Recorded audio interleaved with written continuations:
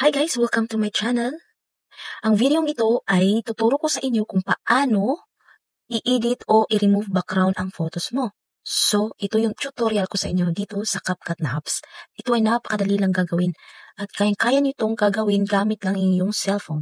So, bago po tayong magsimula, paki-subscribe, comment, likes, and ring the bell para malaman natin kung may bago akong videong i-upload for tutorial.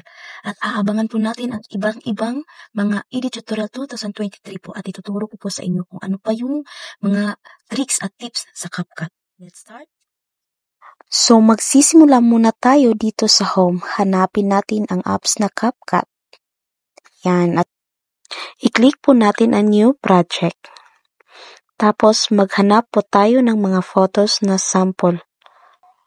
I-click po natin itong photos ng isa kong anak.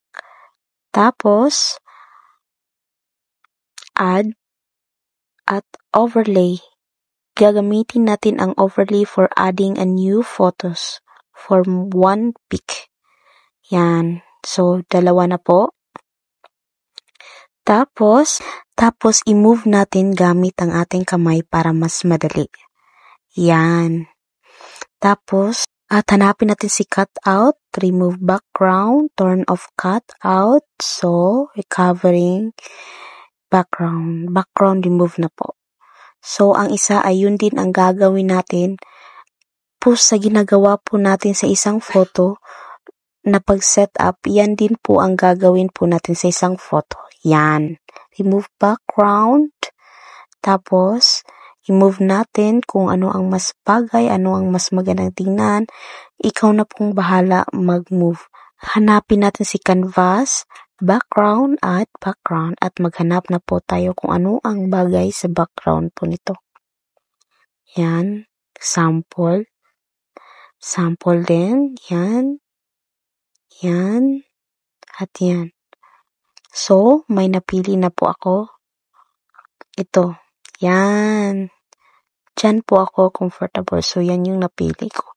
At depende nyo na lang po yun kung ano ang gusto nyo pong background. Kung may gusto kayong hanapin, pwede kayong pumunta doon sa Google Chrome. At doon kayo mag-search kung anong gustong background nyo at i-add nyo lang po as a background. At yan, i-move mo lang kung bagay ba. Diyan. Tapos, makita mo na kung ano ang mas magandang tignan. So, madali lang po.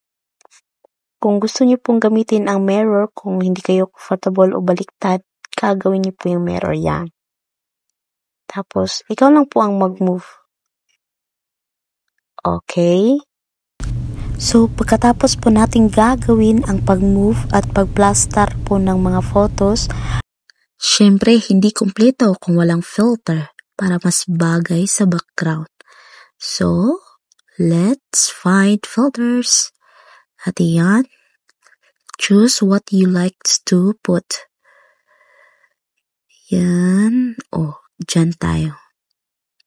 At ito po. Depende nyo lang po kung anong gusto nyong i-filter para mas bagay o mas magandang tingnan. No, wag yan. Yan.